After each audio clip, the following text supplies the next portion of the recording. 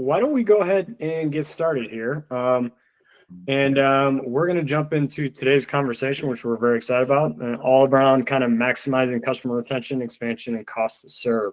Before we kind of get into the nitty gritty, I think everybody has kind of like seen, we like to have webinars that are kind of a open dialogue, stuff like that. We have a whole host of things that we want to talk about today, but if you have questions, please don't hesitate to come off, pipe in, toss something in the chat. We will definitely answer them. That tends to provide the kind of like the best, the goodness in the webinars, because oftentimes a question somebody has, 10 other people may be thinking about it as well. So as we're going through today's webinar, please don't hesitate to kind of like ask any questions, come off mute, things like that. So what's exciting about today's webinar is you're not going to hear from me. My sister would agree that that's generally a good thing of not having to kind of listen. So we got two experts here on the phone. Meg Mack, she is a CS leader. I've worked with her in a couple of different scenarios. I think she's one of the best in class. I'll let her give a quick intro. And then Scott Brown, who is one of the partners and head of platform over at Servant Ventures. So he sees a lot of the stuff, particularly on the customer side, particularly from the venture side of things. So Meg Mack, you want to give a quick 30-second intro here? Absolutely. Welcome, everyone. So Megan Macaluso, you'll hear Reese call me Meg Mac. Either one is fine. I've spent a couple of decades now in customer work and software. So I've sat in seat as an account manager and a CSM. I've been in project management, program management, run teams and orgs, worked within operations and strategy and transformation. So any and all things customer has been very close to my heart and my work for a long time. And really excited to partner with Domestique because we're learning a little bit late how critical RevOps and CS need to be in lockstep with one another, and you don't always see it. In fact, I think you see it very rarely. So very excited to have this conversation today and appreciate Reese, us taking time on this topic. Cool. Well, Scott, you want to give a 30-second intro? Sure. So I'm Scott Brown. Unfortunately, I don't have a cool DJ name like Meg Mac. I need to come up with one. But as Reese said, I'm a venture partner at Servant Ventures. We're an early stage B2B tech focused VC firm. And my background is 25 years or so in B2B marketing at little companies you may have heard of, like Google, Facebook, and then jumping into the venture world. And a good part of my role is actually advising our early stage companies on their go-to-market motion. And so one of the things I was noticing, especially this year in 2025 planning with all of the weirdness going on in the macro environment, is that a lot of our portfolio companies and other kind of seed and Series A companies I was talking to weren't thinking about kind of the right-hand side of the bow tie, the retention and expansion side. So I started pinging smart folks like Reese and Megan and Brian, who I see here on the call, like, what is going on? Why aren't the CEOs, founders, revenue leaders actually thinking about customer success earlier on? And that led us to a little bit of this conversation we'll have today. Cool. And then for those of you who I have not met, my name is Reese Williams. I'm one of the two founders at Domestique. Domestique, we're a revenue operations agency. Built my career in a bunch of B2B tech SaaS, various ops roles, landing RevOps a number of years ago. And we started Domestique 4 years ago. And when we think of revenue operations, as Scott and Megan have both pointed out, we think across the entire customer journey. So we can't forget that right side of the bow tie: strategy, process, tools, data, enablement, in that order. And one of the things that I think I'm most excited about this conversation today is we oftentimes kind of forget the kind of CS stuff, and particularly in this kind of like new profitability world and things like this is more important more than ever. So really excited to kind of hear from the experts. As I mentioned, please jump in with any questions. But with that, we're going to jump into kind of like what we're going to chat about. So quick overview on what we're going to chat today. CS fundamentals. We're going to talk just baseline everybody on something that we think is very important about what are the fundamentals. We're going to talk about how do you actually map your customer journey. One of the things that's important to us when we do a webinar, we want you to come away with specific tactics that you can actually execute on coming out of this webinar. So our goal is hopefully this is not just a bunch of high-level fluff. Hopefully it's like actual tactics you can take from this. We'll send the webinar. Feel free to ask for any templates, things like that you see inside the deck. We're going to talk about what is the CS charter and structure, particularly in this new world. ways that you can maximize retention, expansion, as well as cost to serve, since this is becoming more and more important. And then we're going to talk about like, how do you like operationalize this of aligning CS across the org? As I mentioned, feel free to jump in with any questions and things like that. All right. Why is this a problem? Why are we actually here today? And why does Scott see this? So many questions in the board meetings he sits in. Why is Meg constantly pounding her head against the wall of like, oh my God, I'm screaming this from the top of the roof here and stuff like this? I'm telling you today, you will unequivocally not hit your growth targets if you continue to forget CS. CS, as we talk about, is the forgotten, child, team, however you want to do this. Oh, and by the way, we're going to hamstring you even more, Meg, because we're going to tell you to hit all these aggressive growth targets, but we're going to actually, ask you to do it with like less budget and less resources and things like that. So, Meg, love your kind of 10-second, 30-second perspective on this problem. Yes. So there was ample opportunity for customer success teams during a lot of the SaaS bubble time to hire very freely and sort of play around with what that post-sale journey meant for SaaS customers in particular, which is great. That is not the world that we live in anymore. And so what we see a lot of is that customer success from a strategic and operational standpoint hasn't had the focus that it really needed to now live in a world where we need to have leaner, smarter, more data-driven organizations that are still really impactful and where CSMs are having the right conversations with the right customers to see those results. And it's happening very quickly. I'm sure a lot of companies are feeling it. I don't need to state it out loud, but there are really good ways to address it in this moment in time. And Scott, you briefly alluded to this in your kind of intro. Anything else you would add to this quote unquote overarching problem that we're going to spend today kind of like chatting through? Well, I guess what I'd love to do is show of hands. Is anybody here on the sales and marketing side versus the CS side? All right. We got at least one, two, three. All right, great. Because I think that's fundamentally one of the problems I've been seeing, right? Is that people, especially on the acquisition side, have tended to not think about the CS side, especially as it relates to growth targets. We were joking around as we were prepping for this, and literally, because I get to see a lot of board decks, it always seems like customer success topics and issues are always the last slide in a board deck. And especially as I was helping folks think through their 2025 plans in such a difficult environment, it was amazing to me how many people just kind of discounted and ignored the CS side of things. And it's like, no. Like, so for me, some of it is an organizational and philosophical issue of like, why are we not including the entire revenue team in the revenue conversation? And that's kind of what I like to dig into. Love it. And we're going to dive into specifically how you go about addressing some of these problems here in today's presentation. So I want to just give everybody a caveat. You're going to see this presentation is dense, as Meg and Scobro. I don't know, Scott, I'm trying that out. As we were sitting down and kind of going through it, we had a lot to say around this. And so we will send this out afterwards. I know for me personally, I always do my best thinking when I'm walking the dog. If you have any questions, feel free to ping us afterwards, things like that. We're not going to touch on everything here. And so this is going to serve as a lead behind as well. So to baseline everybody in like CS fundamentals, Meg, you want to walk us through this at the kind of 60,000 foot level? Yes. Okay. So things to anchor on today to take away, right? So flowing from the last part of the conversation, Scott, you talking about like, why isn't customer success at the table, shouldn't be looked at as a cost center. The organization that owns a lot of those customer relationships, if they're viewed as a cost center, you won't have the resources that you need if you're not binding the work that team is doing to revenue outcomes. Hard stop. And that can look a lot of different ways.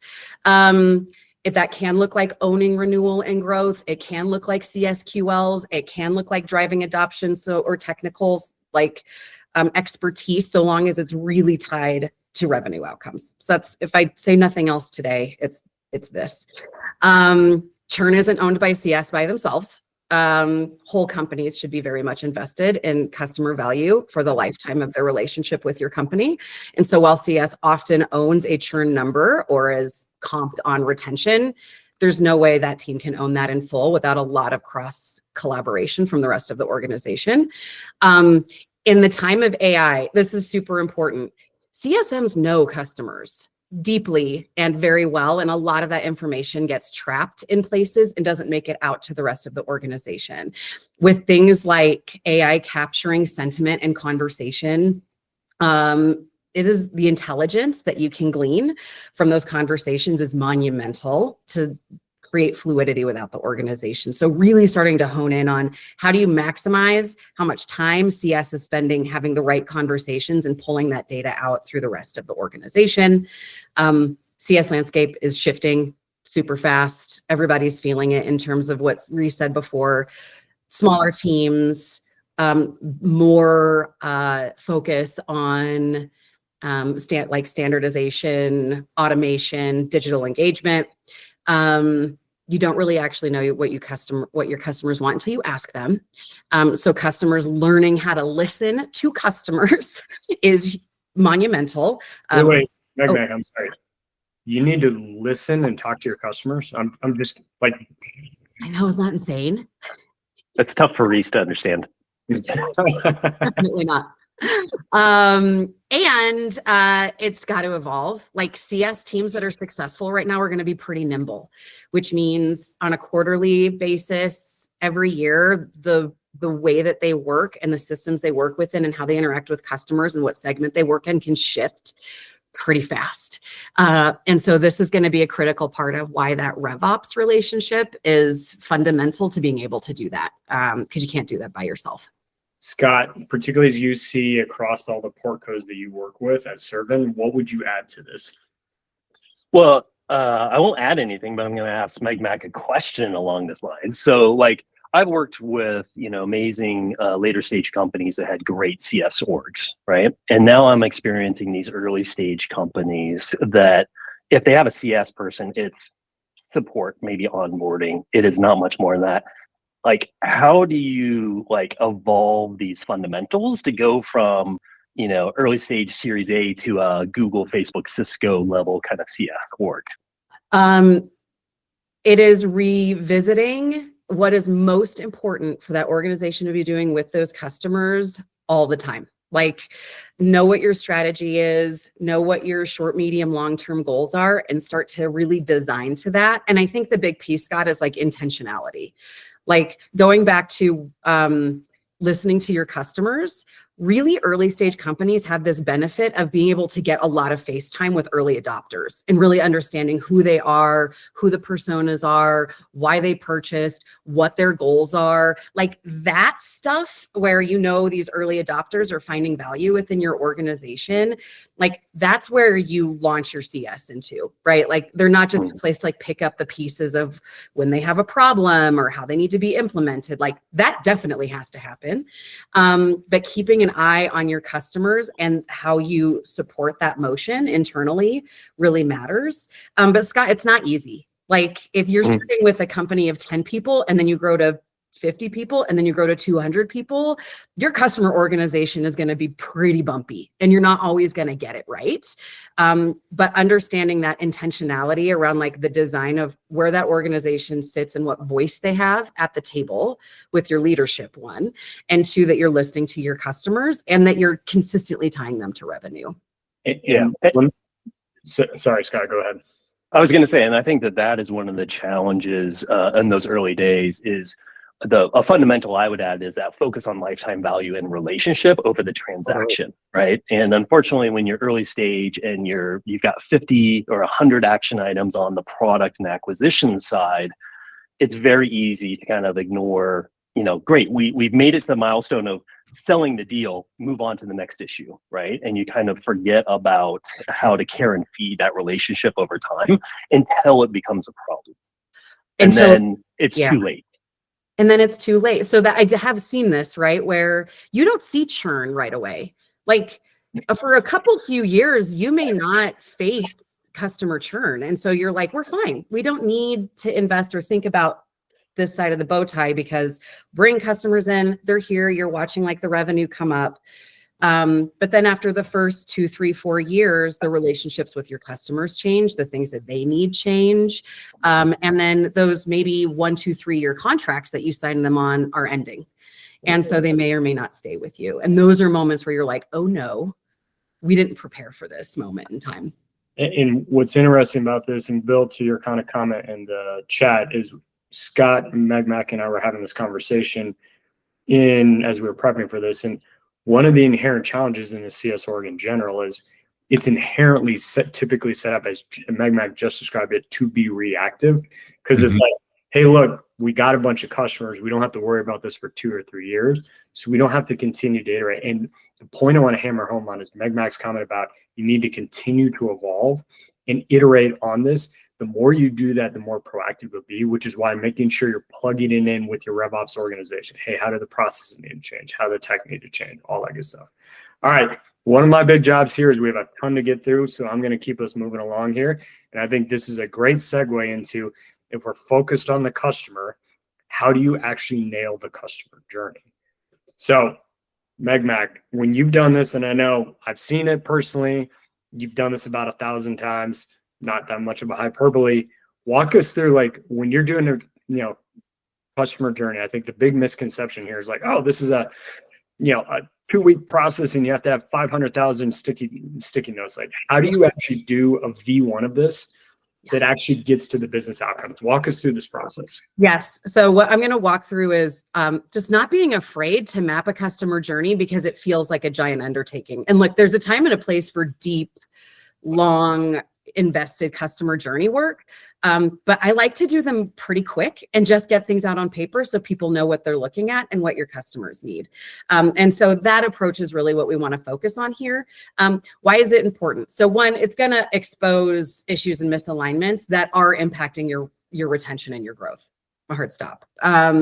Things like, if onboarding isn't going well, the likelihood of churn is going to go way up, right? Or if you don't understand what point in time a customer sees value in your solution, that will get in the way of retention and growth, right? And so uncovering these things is really critical, provides those meaningful insights, and it creates opportunity for that cross-functional education and decision-making. So anytime you're talking about the customer, like, don't do this as just like CS or just go to market. Like, get a well-rounded group of people to have these conversations together so everyone can see, discuss, and align at the same time. It's kind of awesome. Oh yeah, Reese, go ahead. No, keep going. You're on a flow. Okay. So when do you do this, right? So if you have retention and growth gaps, do it. There's a lot of handoffs. Customers go through a lot of, like, I worked with sales and then I worked with onboarding and now I'm working with C. And so you can feel the number of times those areas get introduced to a customer. And by the way, if anybody here has ever bought software, you felt this. You're like, oh, I knew this person and now this is happening. I'm having to re-explain myself and I got to bring another person in. And there's like a lot of gunk in those moments in time. So streamlining that from a customer experience perspective is super important. Any like org transformation, resegmentation. So your company got bigger. You have a lot more customers. Really good time to do this. Introducing digital engagement or any kind of like tech engagement with your customers, a good time, and creating stages and stage advancement criteria. So where and how that lives in the system, what it means, how you measure it along those points in time is a good spot to do this. And I just want to hammer home on this thing. We work with so many customers who do stage advancement criteria for the sales and new business side and don't think about the CS side. Do it at the same time. Do it at the same time. So I see we have a question in the chat. Thomas, I have trouble finding the words to describe two different things: a simple map of stages and gates that define the lifecycle chunks, and the giant pinpoint map of all the touch points along the way. Do you have a snazzy term that cleanly communicates the two separate but related items? Oh, great question. Mac, do you have a thought on that? So there is... Yes. So this is a blend. What we're going to do is kind of like a high level blend of many things because it's simple while effective. But there's customer journey, which really should be what the customer's interaction is with your customer, who it is, what persona it is, what they're thinking and feeling and what they want, right? How your below the iceberg line, how your customer supports all those interactions is technically a service blueprint. Like those are kind of like that front of stage, back of stage differentiation are two different things. And then sub to that, what you'll have is your workflows, your processes, that other layer. So the altitude can really shift depending on like how deep you're going in a moment. So what Reese has just pulled up, this is a leave behind as a very simple representation of what a journey map looks like, but how deep you dig in, what problem it is you're solving, why you're doing it, this is going to look very different. And one thing I add to that is you brought up life cycle stages. We can also send a leave behind at life cycle stages, but to Megmac's point, life cycle stages typically says, all right, what is the customer experiencing? But this is what we're showing right here is a much more detailed version of that. But then life cycle stages typically goes into, all right, how do we automate it? What are the workflows we got to share on the systems and the process side of how you're actually taking that, enabling the team and codifying that. So Megmac, I know we're about to jump in this. Before we jump into this, Scott, I have a question. How many of the companies that you work with at Servant have actually done at least a V1 of a customer journey? Can I plead the fifth on that? So I would say, good 80-90% of them have done a customer journey. Is it up to the standard I would like to see? No. Does it go into the post-transaction support? Almost never, right? And I think what Megmac said is, one of my big takeaways over the last 12 months is do the journey from the beginning, right? Define all the stages, have a common data model that spans across the orgs so that after the fact, you're not trying to do the mental judo of aligning what did marketing say versus sales and now CS. And, I would take, when I do a customer journey map, I take it a level deeper than what we've got here on the slide, which is down to what's the system of record, who's the owner, what do we want that customer to feel, and kind of what's the available assets to the team to activate this, right? And again, especially as you get into a bigger org, that's a lot harder to manage and maintain as a document. But just to give all the revenue leaders a transparent view on the complexity and size of that journey is, I think, very important, because then you start getting a lot more empathy of like, oh, well, when I do something in upper funnel and I make a promise like this, what's going to happen 6 months later when the CS person is on the phone, like trying to tell people that we actually didn't build that product or we don't support that feature yet. I love that. Love that. I just for everybody's here, I just dropped a template into the chat.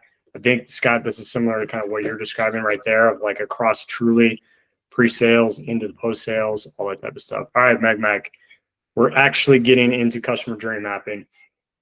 Give us the 2 or 3 or 4 best practices that if people want to go and actually do a customer journey map coming out of today's conversation, what should they do?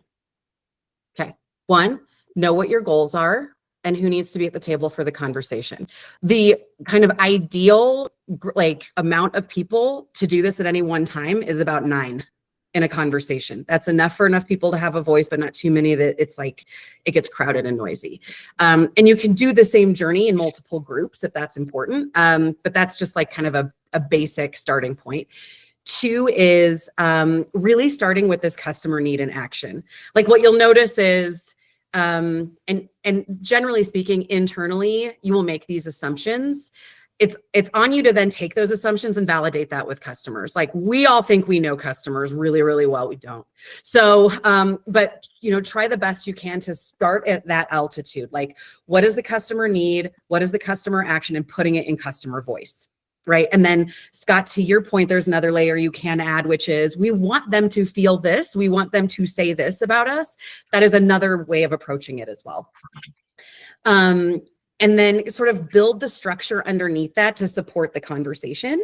And so that company interaction, okay, we want in onboarding for the customer to know how to use the product. How does this align with my business goals? Like, how does this help me actually accomplish the things that I want to accomplish? Okay, if you're going to meet that, then you have to know what that is. Right. And that can be a really hard sticking point of how to like pull that through. And so underneath is the lane that says, what is the interaction? Who's working with what customer when?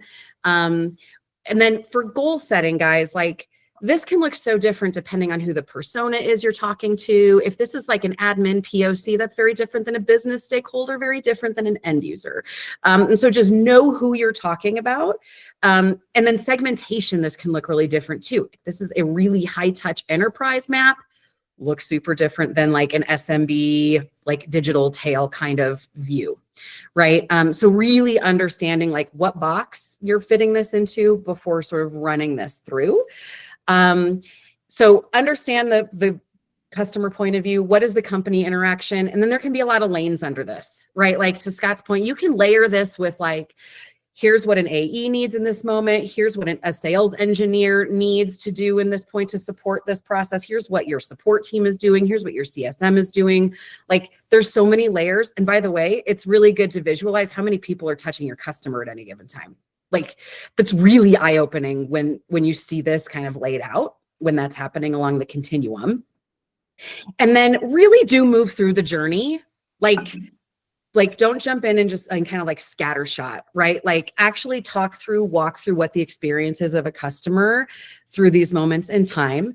And then what Reese has pulled up is just a simple way to flag like where you see problems or where you see things working really well. So in this example, these red dots, stuff that's not working so great. And these are common moments in time for things to not be working great. Sales handoff. It's clunky. It's hard to do. It requires a lot of systems. It requires salespeople to like write a lot of stuff down, which we all know they love to do. So there's a lot to unpack there.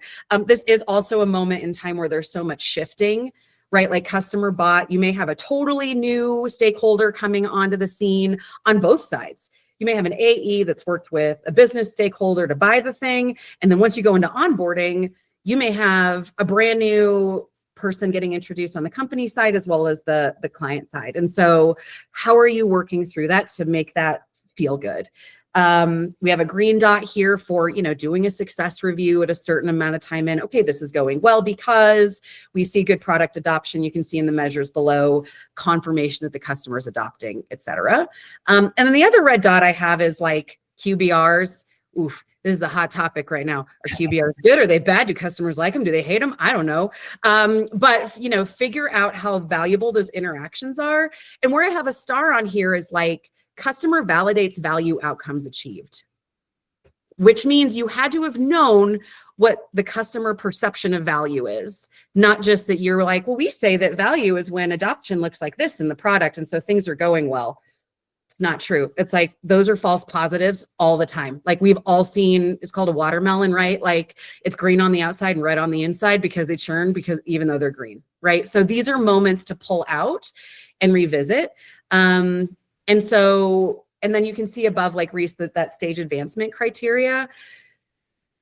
Early usage, like let's say you've got an early usage category or an adoption stage that your customer is in, like what is that? Like, how are you measuring it? What is it? Like that tends to be really gunky.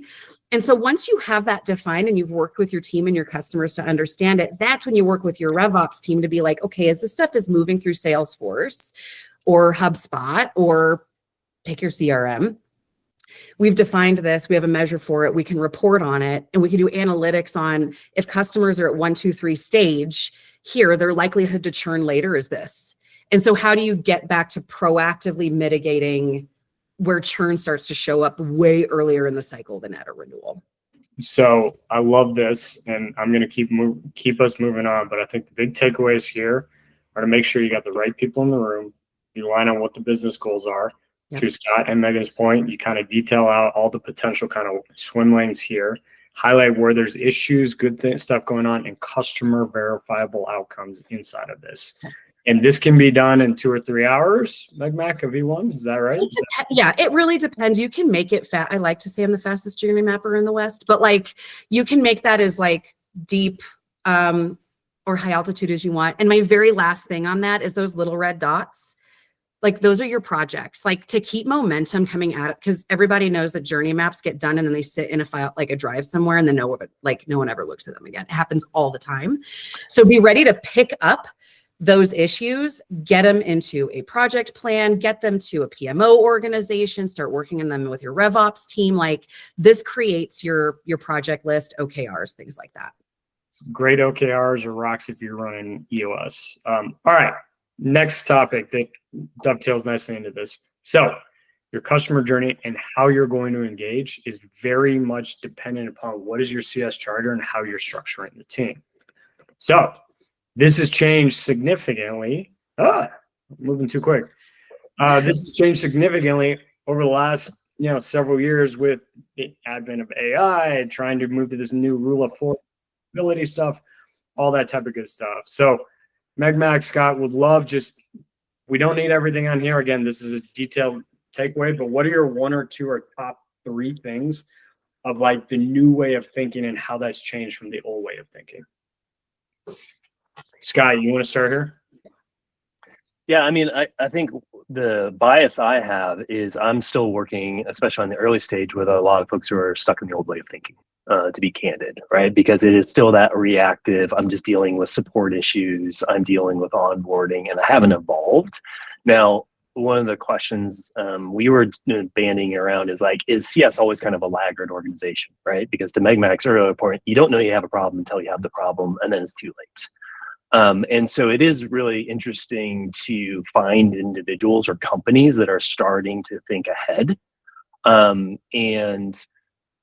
don't see this very common in the early stage space, but it really comes from the head down, right? And if you have a CEO or founding team, or maybe even a CRO who's really the champion of, no, this is much more than a transactional business, then you start to get little bits of this new way of thinking. And I actually see it being driven more candidly out of the sales org than the CS org at that stage, right? Because the CS org at that point is maybe a junior CSM who's dealing with 101 support tickets, and it doesn't necessarily have the expertise or brain power to be thinking about like how can this be truly a value add versus a cost center. Love that. Meg, what would you add to that? What are one or two other things you would highlight under the kind of new way of thinking that we're seeing over the last 1, 2, 3 years, so to speak?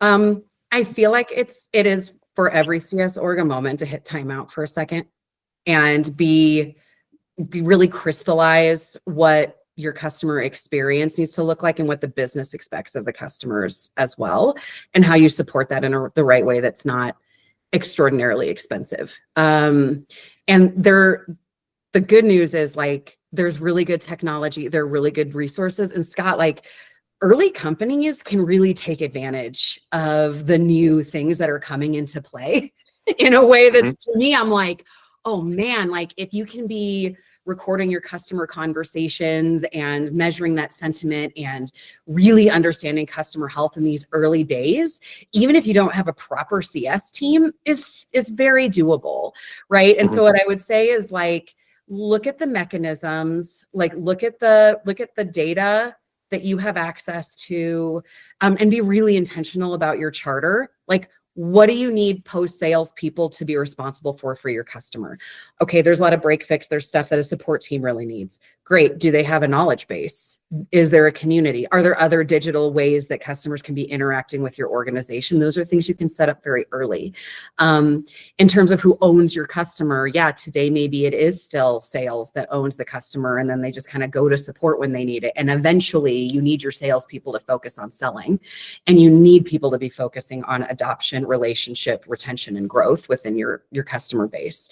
So again, revisiting that charter early and often, being really mindful of who you're hiring is clutch. Having the right people on your team that can be nimble, that have the right skill sets is really, really important. And then that whole kind of bottom half, right? Like the AI that's available right now that makes prepping for a customer conversation 1,000 times easier than it used to be.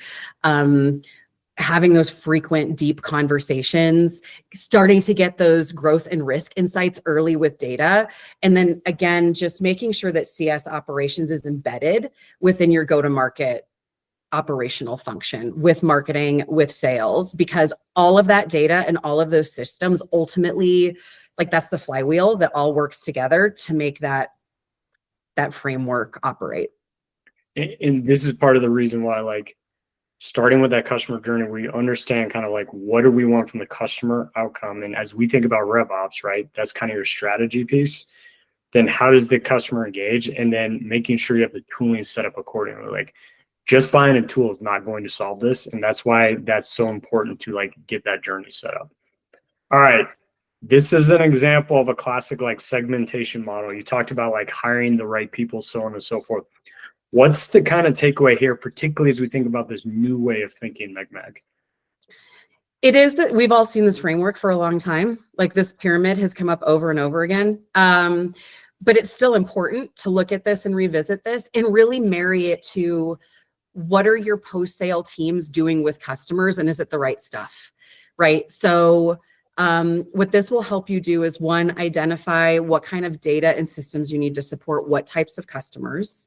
Number two, it will help you refine your hiring model, right? So, obviously for enterprise, mid-market, SMB, we all know those are different skill sets, right?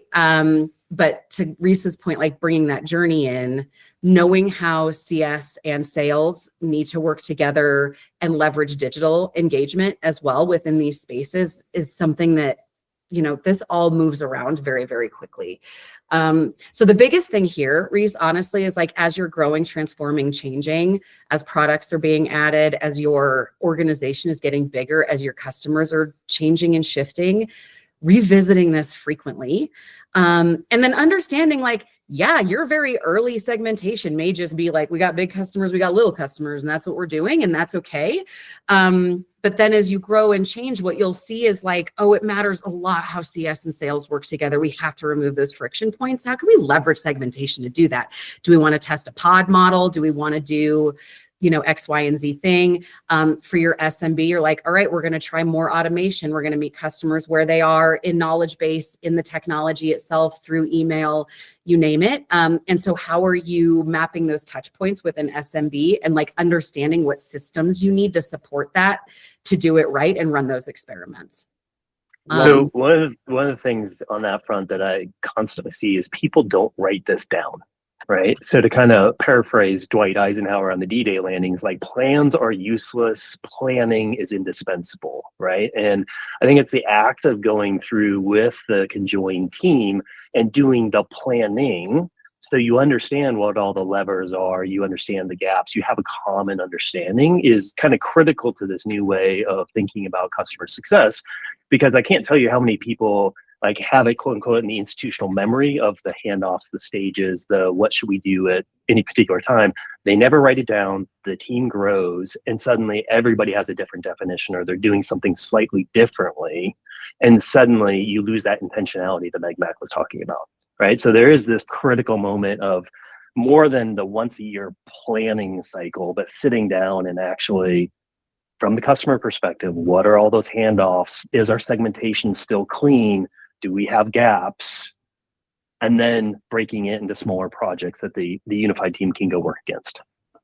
And it's hard because this can change like every year, and that change management that has to come from that. Like these are the things to think about, right? Like, oh, we're adding a new segment, or maybe we're splitting our mid-market into 2 different industries because everybody can't know everything, right? And so where the planning comes in too is you're like, okay, we've changed our segmentation. Accounts need to move, reporting needs to change, goals need to change, like all of that on the backbone of this stuff evolving, which is again why like pulling revenue operations and your broader go-to-market team into this is so important. If you do this as CS by yourself, you'll just hit a lot of friction points.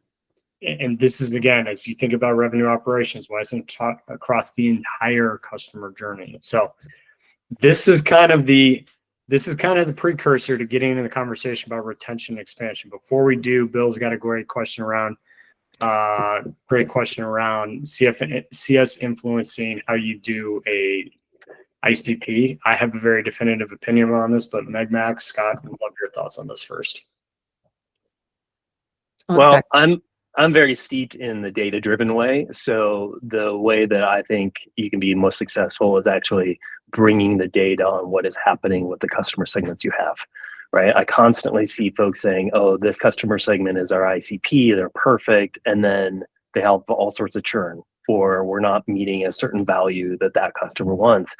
By you bringing that back to the table and kind of forcing the conversation, I think is invaluable. And actually, I think that puts you more in a leadership role on the CS side to really, again, explore the long-term interaction with the customer. It's like, great, they were very happy to walk through the door, but within N number of months, they were very unhappy. Or it just, we came up for renewal and our renewals are in the garbage. Like, what is going on that led us from a very happy customer on day 0 to not so happy now? Mac, what would you add to that? And we still got a lot left, so. Nope, I agree. Just have that data behind you. And the only comment I'll make here is I think often CS teams have really good perspective on this, and it's not shared because a lot of CS leaders are much newer to the world than a lot of sales and marketing leaders. So if you're coming to the table to say hey, we know X, Y, and Z thing, and you don't have the data to back it up, you won't be able to influence, hey, we need to be talking to customers different as they're being closed than after they become customers that we're working with, and here are the things we've learned. And I also think it's really tough because the world of CS is so much more complex in some ways than the acquisition side, that your data is probably going to be a lot more messy, but it's going to be intuitive. You're seeing a lot more touch points. And I would hope that you could go to your sales and marketing people and engage them in dialogue and say, I'm seeing something weird here. Can you help me figure out what's going on? And using data points to kind of foster that back and forth. Yeah. I would take it, I would double down on both what you're saying. Whenever we do an ICP here at Domestique, it's very simple. It is one ICP across the customer journey, and you're pulling data in from marketing, sales, and CS. If you're only doing data from the marketing and sales side, you are not doing a fully, a full look at the ICP. And to the whole point we've been talking about, kind of whether it's your customer journey map, things like that, this is a dynamic thing, right? And so we think of it kind of in concentric bullseye circles. You may have something that's straight down the middle of the fairway, and then something that's just, missing one factor, missing two. You take a look at it every 6 months to see, hey, what has changed? Are we seeing something different in the market? Things like that. All right. Retention. This is a big thing that we want to chat about. So we've talked about the journey, the charter, right? How you've got, how the customer, engagement is supposed to be set up, how the team is structured, what you're supposed to be chartered on. Now, one of the things we're seeing, a big thing, this gets back to the problem we originally talked about, right? Of, hey, look, in order to hit growth targets, and when we talk about growth targets, not just a sales growth target, but it's a company growth target, we need to be maximizing retention. How do we best do that from a CS standpoint? Mac, what's the 1 or 2 things you would call out on this slide? So we broke this into 2 big things, right? It's data and processes. So can your team forecast? Are you getting the gunk out of the way so that renewals can happen? Again, it just comes back to the data and systems. If you can't really see what a health score looks like, if you're spending a lot of time building quotes or hunting things down or trying to figure out what discounts are, what's going to happen is you have a CS team that's running around doing a lot of manual, non-value driven work. Which means they're talking to customers less. They're running up against starting renewals at 90 days in advance, which does not give you enough time to turn a customer around if they're healthy, right? We've all seen it. You need to get your CS team out of being the dumpster of all things post-sale and then expecting to have strong retention. And there's a lot of that going on, right? And so leverage your data, leverage your systems, get reporting really clean. And then this moves over into team capabilities, hire for fit. If your team is responsible for retention and then maybe even CSQLs and growth, those are really particular skill sets. So A, be ready to hire for that, and B, be ready to enable for that, right? And enablement can be a scary word to say out loud sometimes. Some customers really embrace it, and some companies just want everybody to sort of know what they're doing at all times. But honestly, the objections that need to be overcome in customer conversations in this environment are new, and they're scary, and they're going to impact retention, right? So have a CS team that knows how to identify risk, mitigate risk, pull the right people in at the right time, overcome objections at renewal, and have all of those data and systems to track where all of those things are happening, so people within the organization as a whole can see what's going on. But you'll see much better retention if people have the data to address risk much, much earlier in the cycle than at renewal time, and have the time and space to really attack those problems. Scott, I'm curious, the portcos that are doing this well at Servant, what are the one or two or three things on here that they're doing really well and it's showing up in the retention numbers? Probably just I'm looking through the list here and I don't quite see it, but it is kind of the hire for fit. It's the relationship the CS leader has or the CS team has with either the go-to-market team or the leadership team. And it is that active dialogue and getting through things. I think one thing kind of from a measurement point of view, if you will, is you also need to look at like the leading and lagging measures to your outcomes. Right. And so it can't just be, oh my gosh, we have a churn problem. Well, what goes into churn and what can we measure from a CS perspective that would indicate, going back to kind of the health score notion of like, when are things headed in the wrong direction? Right. And I would say the teams across my portfolio that are doing this well today are probably doing it mostly by intuition, because they're talking to the customers daily, but they could be better about formalizing that into that system that Mac was talking about, so that it is not only transparent to the CS team, but candidly transparent to everyone across what's happening, across the org, what's happening. I love that. And that's a great tee up for. All right. We're going to build a customer health score. The number of customers we've worked with at Domestique that we talk about, oh, yeah, we got a customer health score. And then you actually dive into it and it's just somebody's gut. And that's their customer health score. Sorry, the Amazon guys here. Meg, you want to walk us through how do you at least do a V1 of like something that has some quantitative stuff behind it? Sure. So understand you've done the customer journey mapping. You understand who your customer is and what's valuable to them. And this is a lot of like testing and redoing, right? Like these things tend to change, especially the more customers you have, because health by segment could look different. All of that to say, define the objectives of what this health score is supposed to tell you. It should be an indicator of churn and growth. Right. And so anything you deploy, make sure you are then going back and measuring, like, were we right? Is this a true leading indicator? Like a lot of people set this, forget it, and it's just there forever. And yeah, it's usually a mix of product usage and vibes. It's like those two things. It's like, oh, well, my customer and I get along really good and their usage looks okay. They're green. I'm sure they're going to renew. But the reality of that is like, good usage can be, again, a false positive. And a customer can really like you and still churn. So really understanding what those like leading markers are, and then understanding where the data needs to live to inform that, normalizing and weighting it, right? Finding a home for it. So this is the critical part. So like Thomas, you got the question earlier around like how well AI is working. We're in a world, like right now, we're in a world where you're like, we got to get product usage from here. We need to get sentiment usage from here. And all of that kind of has to be like stitched together. And it's a big lift, which is why a lot of companies don't get this right, because it's a pain in the ass. With AI coming, like there is a true shift. With this, it's going to happen where you have so much more data to work from and you can be so much more bespoke about what you say is healthy and unhealthy. So I would say is this: understand the core components of what you want to track, get it in a system to measure it, regularly validate whether it is a leading indicator or not, i.e. it's leading to the results that you think it is, and do like leverage your operational teams to get ahead of the curve on how and where you can be leveraging more and more of that data to inform what a healthy customer is. And the one thing I would add here is, all right, so now you've got this data, you've got a customer health score, you need to marry it up with some sort of meeting or process. You can't just have a dashboard. It's some sort of kind of like renewal meeting or at-risk meeting or churn meeting where you're regularly reviewing this to say, is this at risk? What are we doing about that? That then holds the data accountable. All right, I'm continuing to move on. We talked about retention. We can keep diving into this, but let's kind of pivot into expansion a little bit. Mac, I know when, you, me, and Scott were kind of sitting down and kind of walking through, what are the CS teams that kind of do expansion well? What are some of the kind of like the core pillars behind it?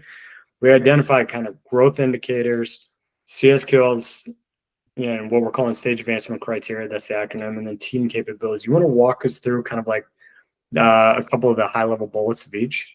Totally. So, like set goals and hold people accountable to them. Having variable compensation that's actually tied to expansion helps this because it helps with some focus there. So if you do have like the profile of a team, where you're putting a growth target on them, like it needs to be part of that like variable compensation, which can look a lot of different ways. And then, yeah, how sales and CS operate together in this universe is like paramount, because very rarely is one team or the other the only ones focused on expansion. Usually it's both, and usually you run into some weirdness. And so getting those like ROEs really clear, having goals that are aligned in a way that serves the customer, serves the team, serves the business are really important. And then, yeah, those growth indicators, this is like the data part, right? Like if you're like, customer engagement, super good, data backed. Usage looks really strong. They've adopted some key capabilities. They're showing signals of growth. Okay, now what's the playbook? Like, what is the planning? What is the approach? Who are you beginning to work with within the company's organization? All of those things. Like that data should be informing where you go find growth. And then have that in a system that is just working really well. It sounds so simple to be like, oh, we've identified a CSQL and now we're going to hand it off to an AE. If that process and how that works isn't super clean across both of those organizations and works in the system well, it backfires. And it actually makes it so people don't want to do them if you don't actually get in the system the right way. Which is I could not agree with you more, Meg. Scott, same question as earlier on the retention side. When the companies that are doing this well at Servant, what of the areas on here would you kind of double click into? Well, I'll actually add one, which is actually revisiting the entire buying committee, right? And it's not just your day-to-day person or user that you're engaged with, but having CS actually sit back down and say, oh my gosh, you know, I like to say in enterprise tech sales, there's no one person who can say yes, but there are 20 people who could say no. And so it's like CS has to kind of think through, like, is there somebody up the food chain that even if our evangelist wants to renew, they're going to get blocked? You know, is it a SOC 2 compliance issue? Is it a contract issue? Is it just the CFO saying we're going to slash spend? But like bringing that into the conversation as well, I think is really important. Well, and that ties well into the team capabilities part, because you need to understand how to network within an organization. Like single-threaded customers are the downfall. And it happens all the time. It's like, I have my QBR with an admin POC and this is who I work with. And it's just this kind of passive thing. And like, it can't be like, which when you're building your customer journey should be a key activity that the CSM is working on at that stage. Agreed. And I can unequivocally tell you from the RevOps side, if you want to increase your expansion, do all the things that Mac and Scott are talking about. But if there's one thing you should prioritize is like set up stage advancement criteria as the same way that you did on the new business side, and force CSMs and hold them accountable via some sort of pipeline review to what are the CS kills they have identified. Like you do that, hard stop, you will get more expansion. What we see more times than not is there's a 90% close win rate on the CS side, and there's like a 1-day sales cycle. And what's going on is the CS only puts in the CSQL when somebody said, yep, I want to buy something. They're not putting in the CSQL when there was the original buying indicator, whether someone is actually interested or not. You put all those in that are actually at a CSQL stage, you will close win more expansion dollars. What? There are people outside of sales that sandbag their pipeline numbers? What? What? I have never seen. All right. I know we're moving quickly. This is a very dense presentation. So if you got additional questions, like I said, walking the dog afterwards, let us know. One of the things we are seeing more than anything else, particularly over the last year or two, is people are hamstringing teams that Mac runs and stuff like that to do kind of more with less. So like, what are some best practices to hit those retention numbers, hit those expansion numbers with less resources here? Mac, you want to kind of walk us through a little bit on the kind of technology? I know AI, we've touched on a little bit, but automation, structured responsibilities. You'll notice like it's all the stuff we've talked about, right? It's like leverage your technology, be really thoughtful about how to be efficient, but you don't want to be efficient at the sake of losing customers or losing revenue. And this is the balance, right? As a lot of companies are like, oh, a CSM can handle 500 customers. We have Gainsight.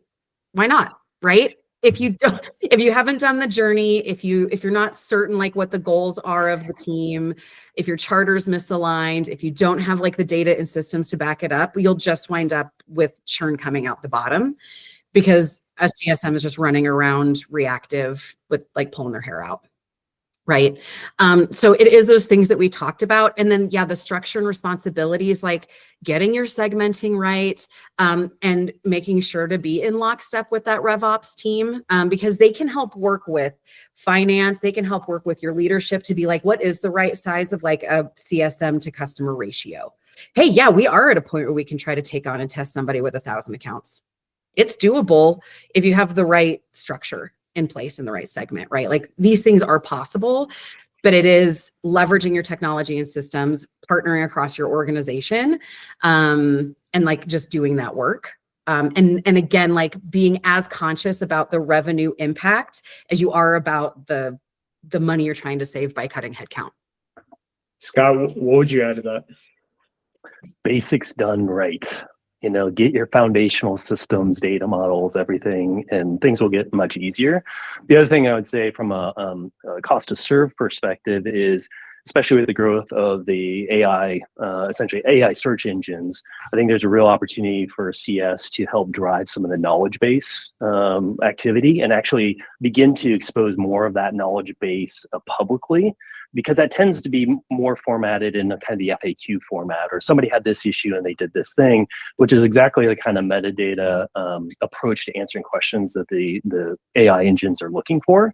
So that can be, I think, a great way to not only kind of reduce the cost to serve and kind of the self-service model, but it actually could be a value add to the overall growth engine, because eventually AI is going to be driving much more of the search traffic than the traditional SEO approach. Could not agree with you more. I think those are great opportunities. So I do want to acknowledge we're at the top of the hour here. And just like the problem that we set out to solve at the beginning of this, we bit off more than we can chew here. So the only piece that we really kind of didn't get to is, hey, how do you kind of align this across the organization? And we've got some kind of best practices and recommendations around key meetings that you can include with the CS team, RevOps, all that type of stuff. But I just want to pause for a minute and just say thank you very much for everybody who's joining. What questions are there? Meg, Max, Scott, and I can hang on here for a few seconds to answer any questions. We're going to send out the recording, the deck. If you have any questions coming out of that, always happy to jump on a call.